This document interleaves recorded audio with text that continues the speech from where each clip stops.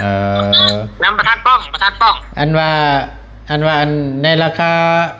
ค่าจอน้ำเพิ่นเอาน้ำเท่าใดบ่บุญ19 ล้าน19 ล้านอ่าเอ่เนี่ยก็ยังดีแต่เราว่ามันก็ลดลงมาอีกแน่เนาะแมนลดมาเยอะเขาก็ยังเหลืออยู่พอมี20 ล้านก็เหลืออยู่1 ล้านบาทนี่น้องหยังก็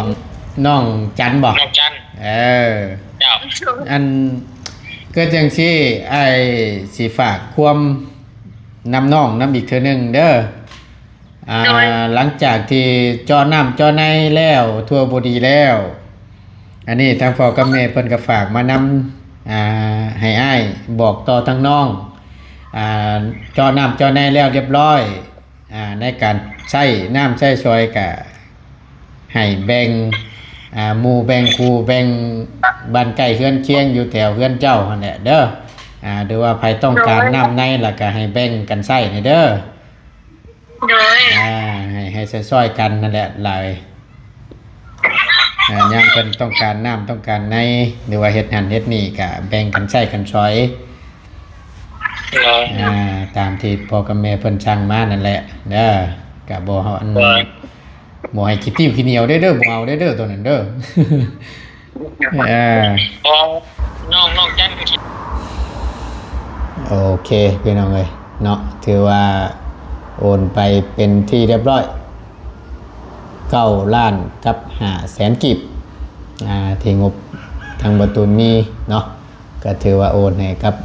ทางบ่บุญสารวัตรเป็นที่เรียบร้อยเนาะพี่น้องเอา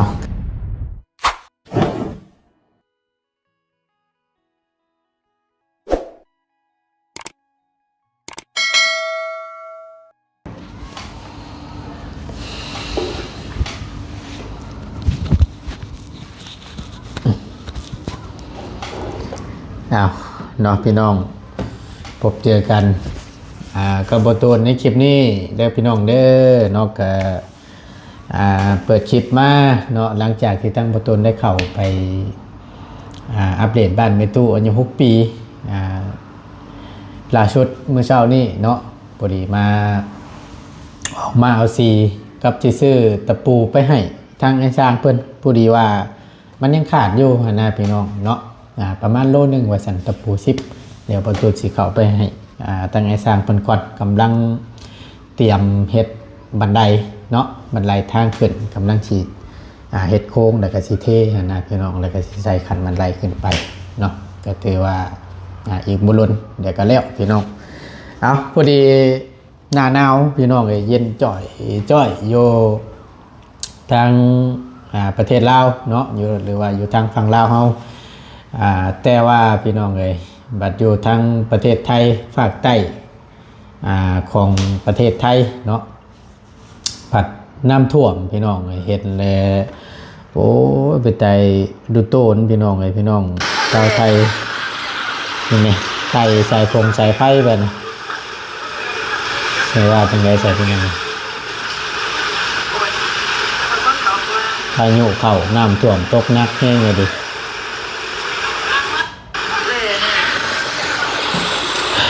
อยู่จังหวัดยังอันนี้อยู่แถวหาดใหญ่ว่าสันพี่น้องเลยภาคใต้ของประเทศไทยเนาะเอาจังใดกะขอเป็นกำลังแห่งใจให้เด้อผู้ประสบภัยน้ำท่วมว่าสันซะในครั้งนี้จังใดก็ขอให้ปลอดภัยเบิดชุขู่ชุคนเด้อเนาะเป็นกำลังแห่งใจให้ทางบ่ตูนก็ได้ส่งจากฝั่งลาวไปพี่น้องทางฝั่งไทยที่ต่อสู้อยู่ณขณะนี้ก็ขอให้ปลอดภัยขอให้อยู่ดีมีเฮงบัดชุกุทุกคนเนาะสาธุเด้อพี่น้องเด้อเอาก่อนอื่นพี่น้องเอ้ยกราบสบายดีและสวัสดีกันอีกครั้งหนึ่งเด้อในคลิปนี้เนาะผู้ดีทั้งบ่ตูนก็ได้อันนี้พี่น้องเอ้ยผู้ดีทั้งเห็นทั้งบ่บุญสารวัตรว่าซั่นลำเนินการเจาะน้ำให้กับน้องหัวเป็นมือนี้พอดีทางบ่ตูนก็ติดภารกิจอยู่ทางนี้พี่น้องไอ้ก็คือเฮ็ดเทือนไปตู้อายุ6 ปีเนาะทางบ่ตูนก็ เลยบ่ได้ขึ้นซ้ำพี่น้องก็บ่เป็นหยังเพราะว่าเนื่องจากว่าเฮาก็ประสานงานกันอยู่ตลอดกับทีมงานเนาะว่าหามื้อหายามได้เมื่อใดล่ะแม่นให้บอกทางบ่ตูนเด้อนะพอดีทางบ่ตูนก็ถึงแม้ว่าบ่ได้ขึ้นไปทางบ่ตูนก็สิโอนเอาพี่น้องเนาะเดี๋ยวเบิ่งก่อนพี่น้องคือว่าไว้เด้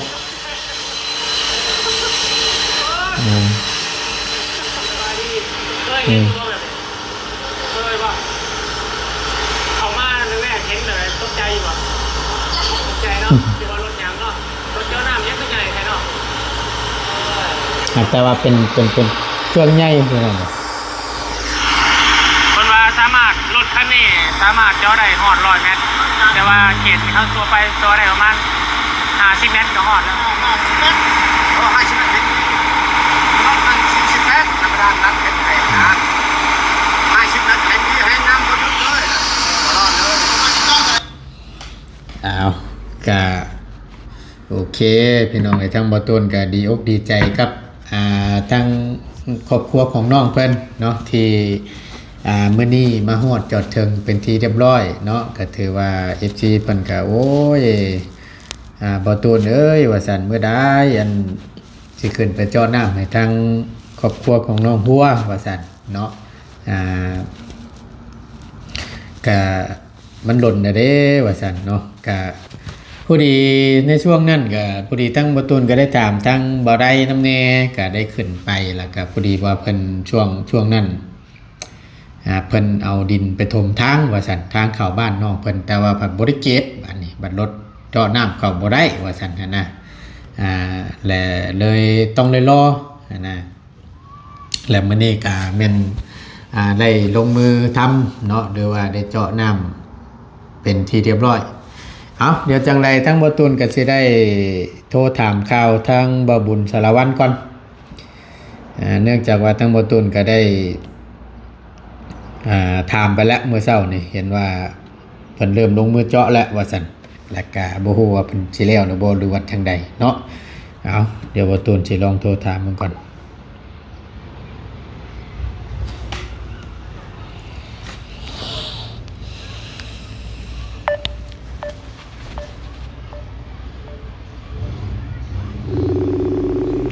ติดอยู่ไป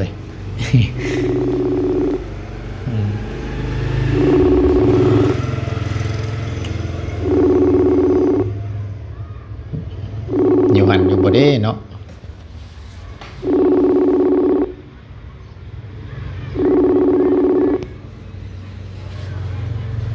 สบายดีโดยสบายดีบ่บุญสบายดีบ่าวบ่ทัดป้องโดยอยู่ชายนี่นี่แหละอยู่หน้าบ่อนี่แหละหน้าบ่อไอ้มาดานนี่แหละหน้าบ่อน้ำบาดาลงานนั่งขวดเบิ่งเผื่อมีก่อนค่ำขึ้นมาก่อนเพชรก่อนค่ำขึ้นมาที่พื้นบาดาลนะได้แล้วก็อย่าลืมแบ่งกันเด้อเด้อนี่ได้ก่อนนึงอะไรสิแม่นก่อนยังว่าเด้อ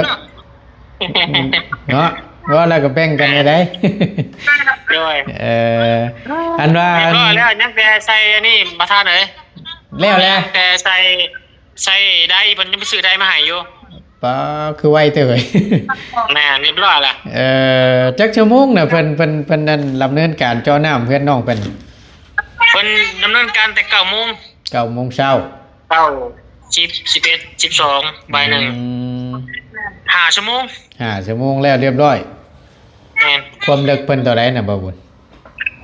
ความลึกนี่50ความลึกน่ะ50 เมตร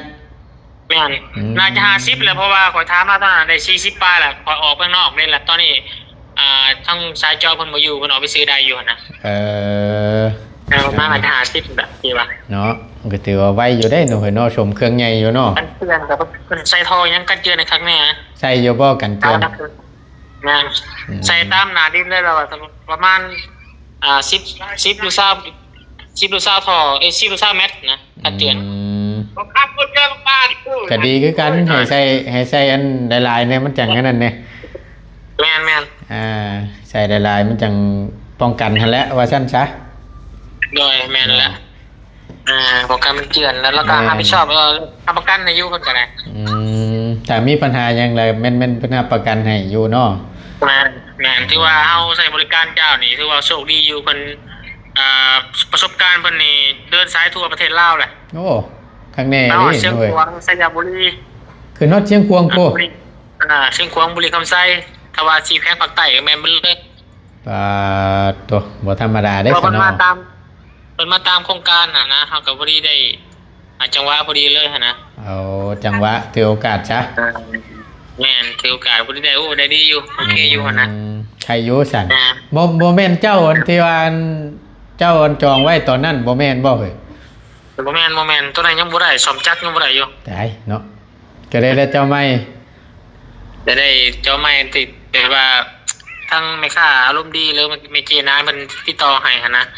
เพิ่นมากินข้าวกินน้ำอยู่หาแล้วก็เลยอันนี้ได้ถามให้น้ำประทัดป้องอันว่าในราคาค่าจอน้ำเพิ่นเอาน้ำเท่าใดบ่บุญ19 ล้านเนี่ยก็ยังดีแต่ว่ามันก็ลดลงมาอีกแน่เนาะแม่นลดมาเยอะเฮาก็ยังเหลืออยู่พอมี20 ล้านก็เหลืออยู่ล้านนึงบาทนี่เหลืออยู่ล้านนึงก็สิไว้ซื้ออีหยังพวกกระคุกกระขี้หรือว่ากระซ้ำอีหยังกระมังอีหยังอะไรกระทงกระทังนี่แหละเนาะเราตรงในใส่ยางไปหั่นละประมาณนั้นแหละพอได้ต่อสายน้ำสายในมาใส่ห้องน้ำเลยนะเจาะอยู่วังเทิงเพิ่นบ่เฮ้ยนะวังกกขี้เล็กกันบ่แม่นบอลแม่นกกขี้เล็กเนี่ยกกขี้เล็กกกคูนนี่โอ้บอลหน้าซ่านแล้วนี่แหละอยู่มุมมันที่ว่าน้องเพิ่นเว้าตอนนั้นบ่เนาะเป็นแม่นแหละแม่เนี่ยมึงชุ้งไงมึงนู่นนี่นะทางขอไกลพากันนั่นนี่เนาะเอาก็ว่าแล้วเรียบร้อยแล้วก็มีแต่ว่าจังซั่นแล้วฉันว่าบุญได้ก็ในเมื่อข่อยก็ยากเวียกทั้งนี้นำแน่ก็มีแต่ว่าฝากทั้งเจ้าเบิ่งนำหั่นแหละมีแต่ว่าข่อยสิโอนเงินให้มีแต่ส่ง QR มาให้ข่อยเด้อโดยประธานโดยอยู่ลำข่อยนี่มีอยู่9 ล้านหา9 ล้านหาโดย9 ล้านพอดีน้ำข่อยมีอยู่4 ล้านหาพอดีเป็น14 ล้านเนาะโดยแม่นแล้วเป็น14 ล้านนะบ่ได้6 ล้านไปได้20 ล้านครบพอดีเนาะมีเปียกพอดีเป็นจังได๋ทั้งอันบ่าวได้เพิ่นนั้นบ่ได้อยู่บ่หรือว่าจังได๋บ่ได้เพิ่นกลับเมื่อแล้วกลับเมื่อวานซื่นกับบ่าวบุญบ้านป่าโอ้เพิ่นว่าไม่เท่าบ่สบายบอกเลยเมื่อกลับเรียนแบบด่วนๆนะโอ้ไม่เท่าบ่สบายเท่าบ่สบายเนาะเอาฉันมีแต่ว่าจากจังชั้นแหละก็ตามนั่นแหละบ่บุญเด้โดยประธานโดยมีแต่ว่าอันฝากน้องเพิ่นนำเด้อโดยน้องจันอยู่น้ำกันอยู่บ่ตอนนี้น่ะน้องจันเอ้ยมาจังได๋เบิ่งหั่นมาให้เบิ่งนำในรูปเปิดยืนตรินี่เปิดกล้องมาดูเด้อน้องมันนี่น้องวอดไปใช่โอเคเดี๋ยวกินร้องแล้วเอาสบายดีพี่น้องเด้อบ่บุญเด้ออัดคลิปอยู่เด้อสบายดีเด้อพี่น้องเด้อสบายดีสบายดีเด้อน้องจันเนาะสบายดีล่ะสบายดีสบายดีโดยสบายดีผู้ดีอัดคลิปอยู่โดยท่านต้องชื่ออะไรบ่มาตูนเอาจำบ่ได้ครับจำบ่ได้ครับบาดนี้ยกเลิกตอนประธานต้องไม่น้องจันเพิ่นมาแล้วบ่มาเนาะยกเลิกจะเป็นยังไงจอน้ำน่ะบ่จ่อให้จะเป็นยังเหมือนจำบ่ได้แหละโอเคผู้ลุงติดตัวเด้เตรียมมาแจ้งว่าเรามีงบประมาณซอยจอน้ำประธานเดือน8ปี9 ล้านประตูนั่นบ่ประตูชื่ออะไรบ่ชื่อเลยบ่เราบ่ชื่อประตูสิบ่ค่าจ่ายน้ำดิว่ารู้ว่ารันแล้วจังเจอยกเลิกช้าบัดนี่ บ่เปลี่ยนใจละสิบ่เจาะให้ละ มีทางประตูเพิ่นโทรมาเนาะเพิ่นพาเวียกทั้งพุ่น โด เพิ่น ย ก็เลยโทรมาทางวุฒิทางวานทางน้องและแจ้งนำกันเลยว่าเวลาขายเป็นบริขึ้นมาเป็นสิโอนเงินทางผ่านประตูและเป็นผ่านบุญต่อใจค่าเจ้าหน้าไปแล้วทางช่องทองประตูมันมีงบประมาณอยู่9 ล้านหาทางผู้ใหญ่ใจดีเพิ่นสอนมา โดย แต่ว่าประตูขึ้นมาบ่ได้ก็เลยประสานมาทางอาวุธ ติดทั้งนี้น้ำแน่บ่ผลได้จะได้นี่แหละก็จังว่าฝากทั้งเจ้าน้ำแน่นะเอาก็คือจังซี่เด้อน้องเด้ออันน้องหยังเกาะน้องจันบ่ นอกจัน เออ เจ้า อันก็จังซี่ไอ้สิฝากความนำน้องนำอีกเทื่อหนึงเด้อหลังจากที่จอน้ำจอในแล้วทั่วบ่ดีแล้ว อันนี้ทางพ่อกับแม่เพิ่นก็ฝากมานำให้อ้ายบอกต่อทางน้องจอน้ำจอในแล้วเรียบร้อยในการใช้น้ำใช้ซอยก็ให้แบ่งหมู่แบ่งครูแบ่งบ้านใกล้เฮือนเคียงอยู่แถวเฮือนเจ้าหั่นแหละเด้อหรือว่าใครต้องการน้ำในแล้วก็ให้แบ่งกันใช้นี่เด้อ โดย ให้ซอยๆกันนั่นแหละหลายยามเพิ่นต้องการน้ำต้องการในหรือว่าเฮ็ดหันเฮ็ดนี่ก็แบ่งกันใช้กันซอยตามที่พ่อกับแม่เพิ่นสั่งมานั่นแหละเด้อก็บ่เฮาอันบ่ให้ขี้ติ้วขี้เหนียวเด้อบ่เอาเด้อตัวนั้นเด้อ น้องจันขี้เนี้ยบ่ขี้ที่บ่ บ่ได้เด้ขี้ที่เด้อเจ้าของได้แต่บ่แบ่งหมู่แบ่งพวกใช้นี่บ่เอาเด้อล่ะเด้อบ่เฮ็ดนั่นน่ะ เขามีกันคือเขามีกัน น้องจันมีคือพี่น้องมีเนาะ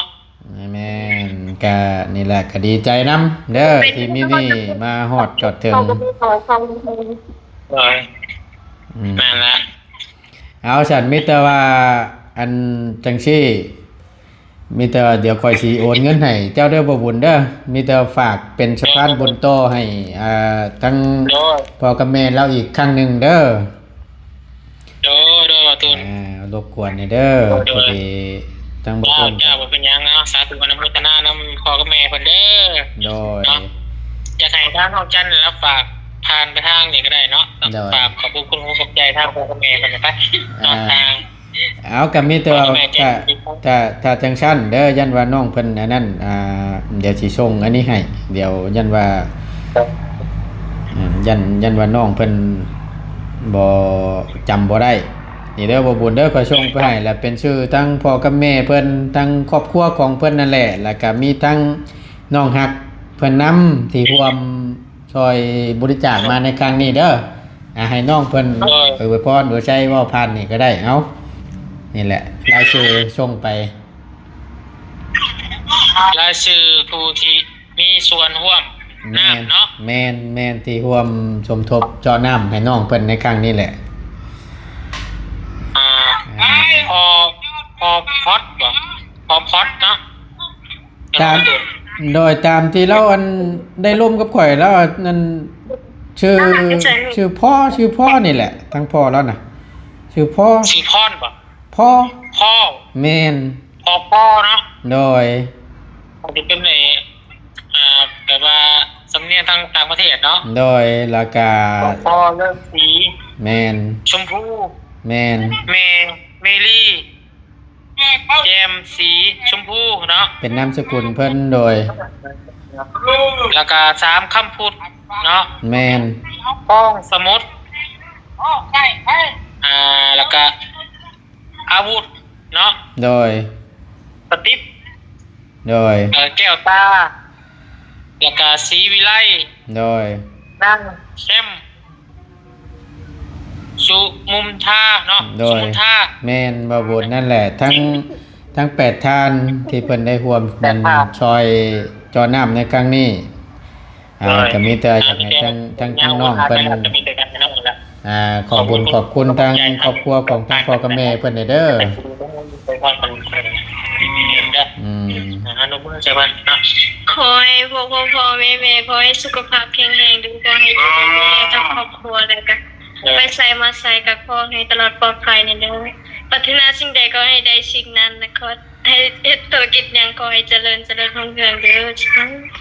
แล้วก็ขอบใจพวกนาย สาธุ ทางประตู ได้มื้อ ประธานป้องนะ โดย ประธานป้องขอบใจด้วยประธานป้อง ขอบใจเด้อประธานปอง ประธานป้องดีๆไม่แห้ง ขอให้ประธานปองอยู่ดีมีแฮงเด้อและกะครอบครัวของอ้ายนำ โดยคือกันทั้งง่ายก็ได้ก็ กะขอตูนนำเด้อขอให้ครอบครัวอยู่ดีมีแฮงเด้อ โดยโอ้ยคนเดียวกันนั่นล่ะเอ้ยบ่บุญนี่ก็เฮ็ดบ่บุญนี่ก็เฮ็ดให้น้องเพิ่นทรัพย์ชนเนาะเจ้าก็เนาะ ประธานป้องครับประตูนคนเดียวกัน ถึงแต่ว่าประธานป้องก็คือซื้อช่องเล่าประตูนประธานป้อง แนะนำให้น้องเพิ่นเข้าใจแนวที่แหลมบางเทื่อ มาผมยืได้ประเดี๋ยวดอกปกป้องนางวัดไก่แม่รถ โอ้ย สตาร์เดียวก็น้องจันเลยได้เนาะ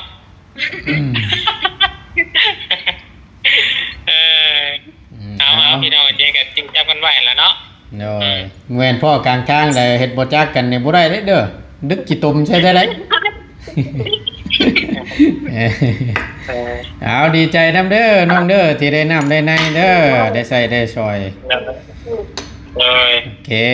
จัดเนาะเอามีแต่เดี๋ยวค่อยโอนเงินให้เด้อบ่บุญเด้อ โดยโอเคประธานป้องโอเคขอบใจหลายเด้อ ขอบใจคือกันเฮ้ยขอบใจคือกันเนาะ ทางดึงต่อ โดยโดย สบายดีเด้อสบายดี สบายดี โดย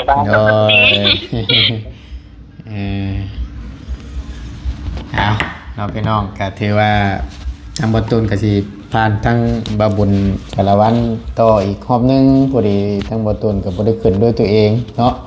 ก็บ่เป็นหยังพี่น้องเนาะบางครั้งบางคราวบางเทื่อเฮาติดทั้งพี่แล้วก็เฮาไปบ่ได้ด้วยตัวเองก็บ่เป็นหยังเพราะว่าทั้งพ่อกับแม่เราก็ก็เห็นก็ติดตามเบิดทุกคนเนาะว่าซั่นซะพี่น้องเอ้ยก็ได้เบิ่งคือกันและพี่น้องทั้งบ่ตูนสิเอาระดับแรกบ่ตูนโจรเงินไปก่อนบ่บุญนี่ก็จังแม่นเว้าให้น้องเพิ่นงงเนาะถ้า FC เพิ่นสิฮู้ดีดอกพี่น้องว่าประธานป้องคือไผมาแต่ไสเห็นนะพี่น้องเนาะแต่ว่าในชื่อของบ่ตูนอีดีก็แม่นนี่แหละบ่ตูนนี่แหละในนามช่อง YouTube ว่าซั่นซะในนามช่อง YouTube ประธานป้อง Channel บ่ตูนนะพี่น้องเอ้ยก็บ่ได้ใส่ชื่อของบ่ตูนเองเนาะได้ผู้แล้วคนก็สิงงแน่หั่นนะ เบิ่งบ่ตูนสิโอนเงินเข้าไปให้ก่อน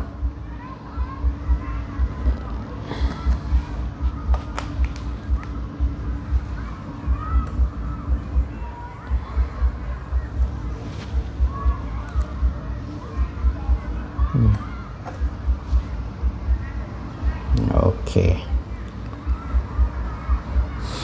9,500,000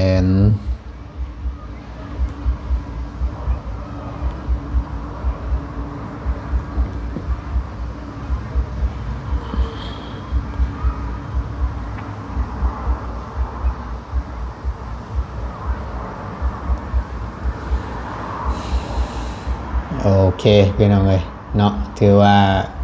โอนไปเป็นที่เรียบร้อย9,500,000 กีบที่งบทางประตูมีเนาะก็ถือว่าโอนให้กับทางบบุญสารวัตรเป็นที่เรียบร้อยเนาะพี่น้องเอาก็ดีอกดีใจนำทางน้องหัวและครอบครัวของน้องเพิ่นหลายๆเด้อเนาะที่มีมื้อนี้มาฮอดจอดถึงถือว่าจะได้สะดวกสบายง่ายขึ้นละบาทนี้ใส่น้ำแหละพี่น้องเลยสำคัญหลักๆเลยก็ได้น้ำไว้ใส่ไว้ซอยเนาะเอาก็ถือว่าแล้วเสร็จสิ้นเป็นที่เรียบร้อยเนาะก็ถือว่าใช้เวลานี่ก็บ่กี่ชั่วโมงพี่น้องเลยสมราคาเพิ่นอยู่แพงเนาะไวเครื่องใหญ่แป๊บเดียวพี่น้องก็รวดเร็วทันใจเนาะไปพี่น้องเอ้ยทั้งบ่ตูนก็สิได้ขอจบคลิปปิดคลิปลงไว้เพียงส่ำนี้ก่อนเนาะ แต่คนอื่นทั้งบ่ตูนก็ขาดบ่ได้พี่น้องเอ้ยมีแต่ทั้งบ่ตูนก็สิได้ขอบบุญขอบคุณทางครอบครัวของทั้งพ่อเพิ่นเนาะเดี๋ยวบ่ตูนขออนุญาตอ่านชื่อก่อนเด้อพี่น้องเด้อเนาะหนึ่งแม่นทางพ่อพี่น้องเอ้ยแต่ว่าอีกชื่อหนึ่งแม่นชื่อเรื่องว่าซั่นนี่ตามที่บ่ตูนได้ลงกับพ่อเราพี่น้องเอ้ยนามสกุลสีชมพูเนาะ2แล้วแม่นทางเมดี้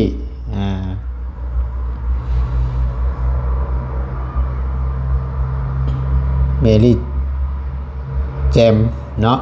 สีชมพู3คำพุทธสีชมพู4พองสมุทรชาเนาะสีชมพู5อาวุธเนาะสติปสีชมพู6แก้วตาสีชมพูนามสกุลเพิ่นพี่น้อง7สีวิไลสีชมพู8นางแซมสุมุนทาเนาะเอาทั้ง8ท่านนี้ทั้งบ่ตูนก็ต้องขอบบุญขอบคุณขอบอกขอบใจทั้งครอบครัวของทั้งพ่อเนาะเบิดทั้ง8ท่านนี้ที่ได้ชดเชยเนาะทั้งครอบครัวของน้องเพิ่นแล้วก็บ่ตูนก็ได้เป็นเกียรติอีกครั้งหนึ่งเนาะที่ได้เป็นสะพานบุญให้กับทางครอบครัวของทั้งพ่อเพิ่นบ่ตูนขอบบุญขอบคุณหลายๆเด้อเนาะที่ไว้วางเนื้อเชื่อใจให้กับบ่ตูนได้เป็นสะพานบุญให้ในครั้งนี้เนาะก็ขอให้ทั้งครอบครัวของทั้งพ่อเนาะเบิดทั้ง8ท่านขออยู่ดีมีแห้งความเจ็บจะสู้ได้ความไข้จะสู้มีปราศจากโรคภัยไข้เจ็บทั้งปวงทั้งใดเด้อบ่ว่าเสียธุรกิจการงานใดๆค้าขายงานมืออย่างอยู่ณตอนนี้ก็ขอให้ประสบผลสำเร็จในหน้าที่การงานตลอดปีและตลอดไปเด้อเนาะพ่อกับแม่ให้มาสำใดขอให้กลับคืนไปหาสู่ทางครอบครัวของทั้งพ่อกับแม่100 เท่าพันเท่าเด้อขอให้อายุมันคนยืนสาธุเด้อเนาะเอาพี่น้องทั้งบ่ตูนก็จะได้เข้าไปเอาสีเข้าไปให้ตะปูเข้าไปทั้งไอ้สร้างแล้วก่อนเนาะเดี๋ยวมันสิค่ำสิมืดขนาดนี้ก็เป็นเวลากะ2:30พี่น้องเอ้ยบ่าย2:30แหละเนาะเดี๋ยวเผาเข้าไปเดี๋ยวมันสิค่ำสิมืดเดี๋ยวสิได้ออกมาตะเวนในเนาะหนาวพี่น้องเอ้ยเอาท้ายคลิปก็ต้องขอบคุณขอบคุณขอบขอบใจทางFC และผู้ใหญ่ใจดีที่ไว้วางใจให้กับบ่ตูนและซัพพอร์ตทั้งบ่ตูนเนาะโดยตลอดมาบ่ปะบ่ทิ่มเนาะขอบคุณหลายๆขออยู่ดีมีแฮงเด้อพี่น้องเด้อเนาะสำหรับคลิปนี้บ่ตูนลาแล้วพบเจอกันคลิปหน้าเด้อพี่น้องเด้อสบายดีเด้อพี่น้อง